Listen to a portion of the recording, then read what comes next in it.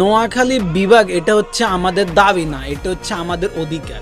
আর সেই অধিকার যদি আমাদেরকে না দেয়, আমাদের অধিকার নিয়ে যদি আমাদের সাথে সুদূর বুদুর করে আঙ্গ নোয়াখালী বিভাগ লই, তাইলে মনে করেন আমরা নোয়াখালীরা আবারও রাজপথে নামবো। আর যে জায়গায় আমাদের নোয়াখালী জেলার জন্ম হয়েছে 1821 সালে, সেই 1821 সালে বাংলাদেশের জেলা সংখ্যা ছিল মাত্র 11 থেকে 12টা।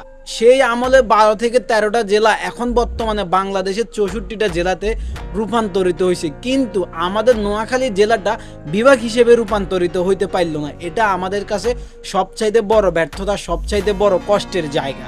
আমরা চাই আমাদের নোয়াখালী জেলাকে দ্রুত বিভাগ হিসেবে রূপান্তরিত করা হোক।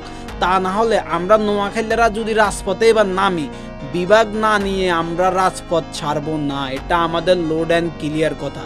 সবাই প্রস্তুত থাকুন, খুব শীঘ্রই রাজপথে নোয়াখালী বিভাগ আন্দোলন দাবি নিয়ে কর্মসূচির ঘোষণা আসতেছে।